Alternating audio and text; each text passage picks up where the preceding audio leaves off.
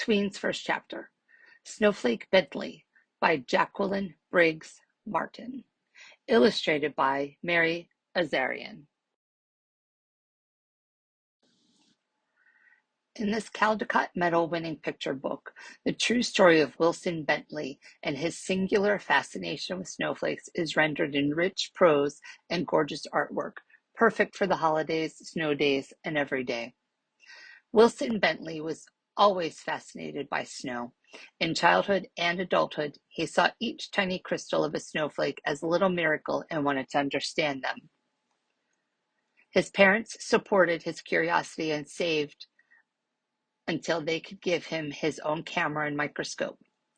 At the time, his enthusiasm was misunderstood, but with patience and determination, Wilson cataloged hundreds of snowflake photographs, gave slideshows of his findings, and, when he was 66, published a book of his photos. His work became the basis for all we know about beautiful, unique snowflakes today.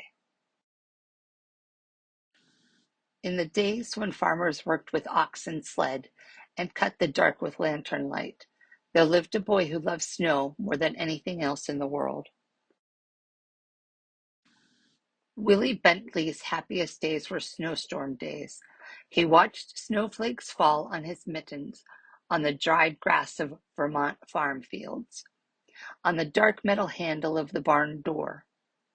He said snow was as beautiful as butterflies or apple blossoms.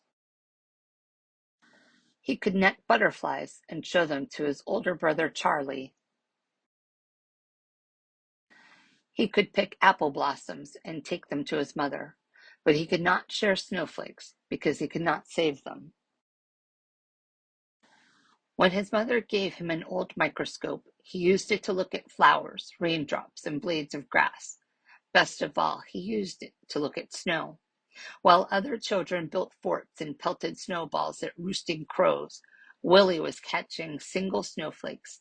Day after stormy day, he studied the icy crystals. Their intricate patterns were even more beautiful than he had imagined. He expected to find whole flakes that were the same, that were copies of each other, but he never did. Willie decided he must find a way to save snowflakes so others could see their wonderful designs. For 3 winters, he tried drawing snow crystals. They always melted before he could finish. Starting at age 15, he drew 100 snow crystals each winter for 3 winters. When he was 16, Willie read of a camera with its own microscope. If I had that camera, I could photograph snowflakes, he told his mother. Willie's mother knew he would not be happy until he could share what he had seen. Fussing with snow is just foolishness, his father said. Still, he loved his son. When Willie was 17, his parents spent their savings and bought the camera.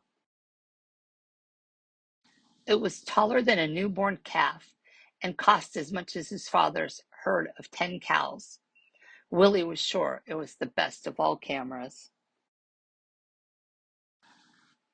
Even so, his first pictures were failures, no better than shadows. Yet he would not quit. Mistake by mistake, snowflake by snowflake, Willie worked through every storm. Winter ended, the snow melted, and he had no good pictures. He waited for another season of snow. One day, in the second winter, he tried a new experiment, and it worked. Willie had figured out how to photograph snowflakes. Now everyone can see the great beauty in a tiny crystal, he said.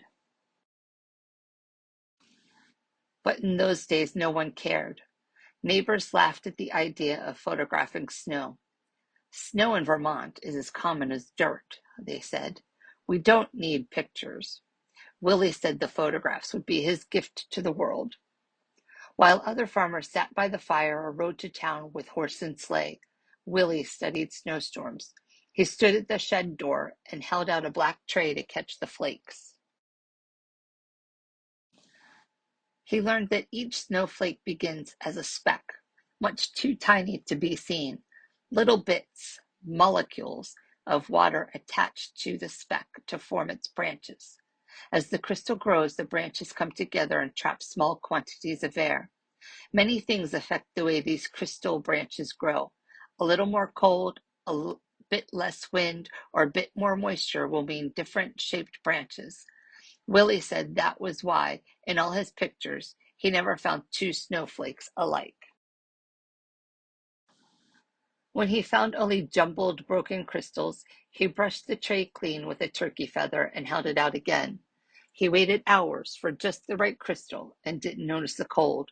If the shed were warm, the snow would melt. If he breathed on the black tray, the snow would melt. If he twitched a muscle as he held the snow crystal on a long wooden pick, the snowflake would break. He had to work fast or the snowflake would evaporate before he could slide it into place and take its picture. Some winters he was able to only make a few dozen good pictures. Some winters he made hundreds.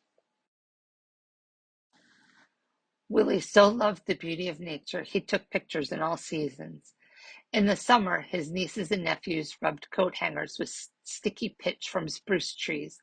Then Willie could use them to pick up spider webs jeweled with water drops and take their pictures. On fall nights, he would gently tie a grasshopper to a flower so he could find it in the morning and photograph the dew-covered insect. But his snow crystal pictures were always his favorites. He gave copies away or sold them for a few cents. He made special pictures as gifts for birthdays. He held evening slideshows on the lawns of his friends. Children and adults sat on the grass and watched while Willie projected his slides onto a sheet hung over a clothesline. He wrote about snow and published his pictures in magazines. He gave speeches about snow to faraway scholars and neighborhood sky watchers. "You're doing great work," said a professor from Wisconsin. The little farmer came to be known as the world's expert on snow, the Snowflake Man. But he never grew rich. He spent every penny on his pictures. Willie said there were treasures in snow. "I can't afford to miss a single snowstorm," he told a friend. "I never know when I will find some wonderful prize." Other scientists raised money so Willie could gather his best photographs in a book. When he was 60 years old, Willie's book, his gift to the world, was published. Still, he was not ready to quit.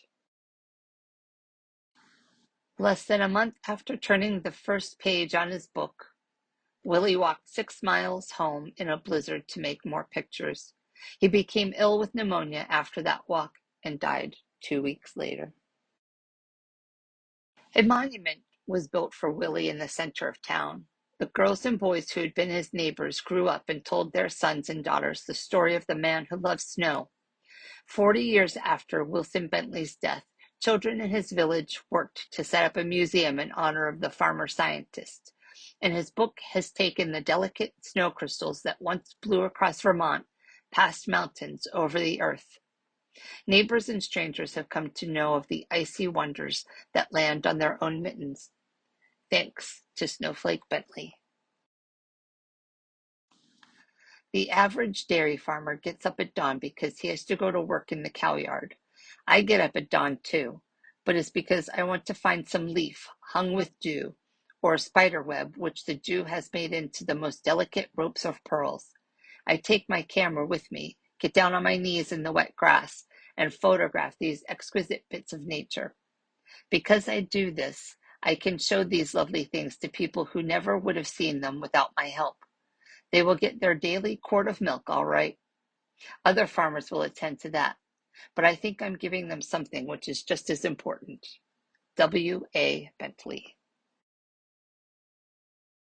Sign up for a library card and find this book on Cloud Library using the links below in the description.